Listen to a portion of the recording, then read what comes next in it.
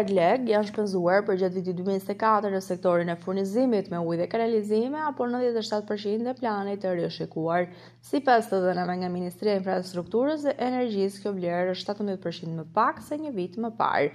Një nga objektivat e programit furnizimi me ujë dhe kanalizime është zgjerimi dhe përmirësimi i cilësisë. Investimet përfshin dhe ndërtimin e ujësillësave në disa fshatra të Pogradecit, Hasit apo Peshkopis.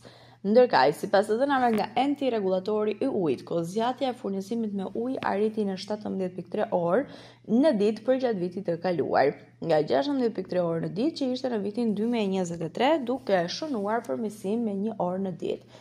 Sipas RU, janë 8 shoqëri rajonale që ofrojnë shërbimin e ujit me 20 deri 24 orë, si ajo e Korçës, Lezhës, Beratit, Gjokastrës, Pogradecit, Shkodrës e Sarandës. Më keq performojnë shoqëritë në Kams me 4 orë në ditë dhe në Vorë me 8 orë në ditë. Furnizimi me ujë të pandur për 24/7 ofrohet vetëm nga shoqëria rajonale UK Lezhë.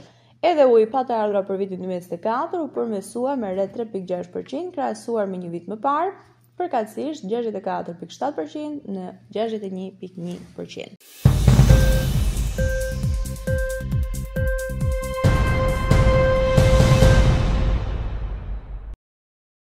Amnisti për një kategori qytetarësh e biznesës që kanë patur gjoba të papaguara prej vitit 2015 deri në 2024. Është marrë një vendim nga Këshilli i Ministrave që parashikon faljen e disa gjobave të vendosura nga data 1 janar 2015 deri në 30 nëntor 2024 dhe që nuk janë paguar ende.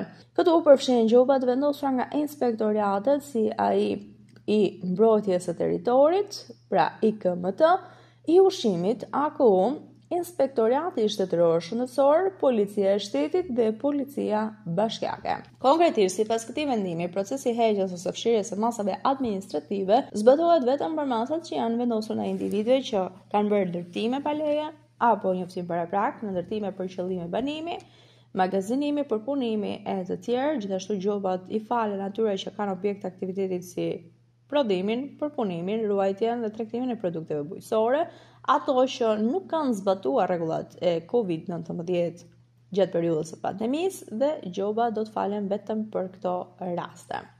Brenda 30 ditëve nga hyrja në fuqi e këtij vendimi, Inspektorati Vendor të Mbrojtjes së Territorit, Inspektorati Kombëtar i Mbrojtjes së Territorit, Autoriteti Kombëtar i Ushqimit, DAI Shëndetësor, Policia e Shtetit dhe Policia Bashkiake do të përgatisin listat e individëve dhe bizneseve ndaj të cilëve nga struktura përkatëse është vendosur masë administrative, por që rezulton e pa ekzekutuar plotësisht ose pjesërisht, duke e falur këtë të fundit.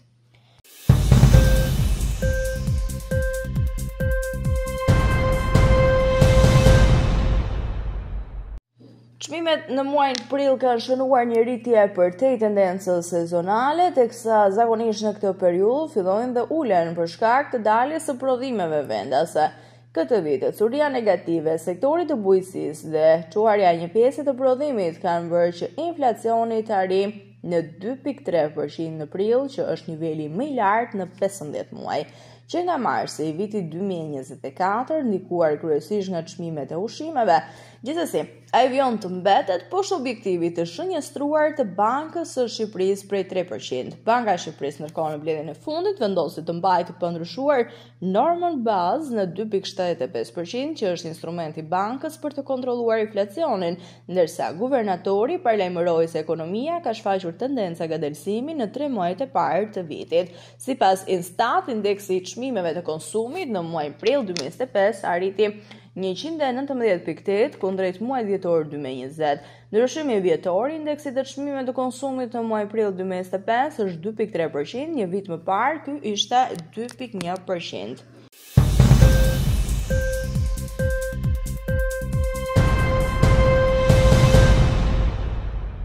Në Shqipëri, paga mesatare mujore bruto për vitin 2024 sipas Instat arriti në 77.500 lekë në muaj ose rreth 770 euro. Në krahasim me një vit më parë, paga u rrit me 9.8% në vlerë nominale, ndërsa rritja reale indeksuar me inflacionin ishte 7.6%. Në krahasim me vitin 2014, viti më i hershëm që ka informacion Instat, kur ishte 40.500 lekë, paga në vlerë nominale është rritur me 70%, ndërsa indeksuar me inflacionin rritja reduktohet me 42.4%. Ritmet e rritjes së pagave ka qenë më të forta 2 vitet e fundit, të ndikuara kryesisht nga pagat e administratës, pas politikës së qeverisë që përdori buxhetin të ndryshuar. Pikërisht rritjen e pagave, kjo sipas të dhënave që Monitor ka përpunuar në institutet statistikore përkatëse. Paga më e lartë mesatare muajore bruto është në Serbi, më pas në Bosnjë-Hercegovinë, në Maltëzi që është 1083 euro dhe Maqedonia e Veriut që paguan mesatarisht punonësit me më shumë se 1000 euro në muaj. Konkretisht 62.000 dinar maqedonas ose 1020 euro në muaj.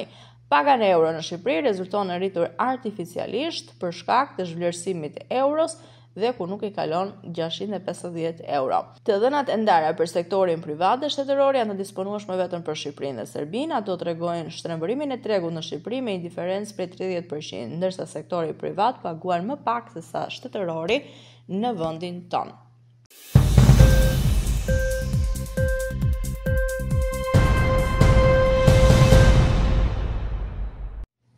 Mbulimi i kredisë bankare me kolateral u rrit më tej vitin e kaluar. Të dhënat e Bankës së Shqipërisë tregojnë se në fund të vitit 2024, 76% e kredisë ishte mbuluar me kolateral nga 75% e saj një vit më parë. Lloji më i përdorur saj nga bankat vijon të jenë pasuritë e paluajtshme. Pronat mbulojnë 61% e kredisë kolateralizuar dhe 46% e tepërcës totale të kredisë.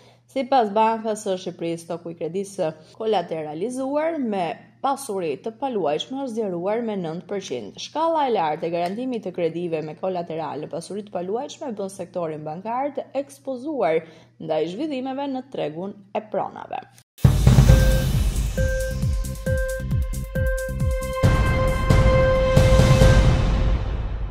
Tensionet mes Indisë dhe Pakistanit mbeten të larta pasi të paktën 10 shpërtime janë dëgjuar pranë aeroportit ndërkombëtar të Srinagarit, e cila administrohet nga qeveria indiane.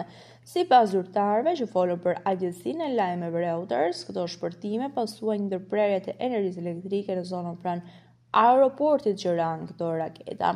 Këto sulme ushtarake midis dy vendeve po ngjallnin frikë për një përshkallëzim më të gjerë të tensioneve. Çka mund të çojë në një luftë me shumë pasoja, njësoj si ajo e Ukrainës apo ajo e Gazës.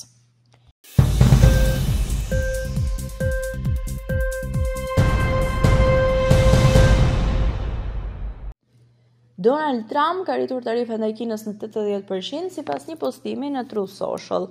Kujtojmë se presidenti amerikan kishte lënë të hapur mundësinë e uljes së tarifave pasi kur u pyet për këtë, ai nuk e përjashtoi një veprim të tillë. Madje duke deklaruar në mënyrë karakteristike, ato tashmë janë në 145%, ka thënë ai, kështu që e dim se do të bien.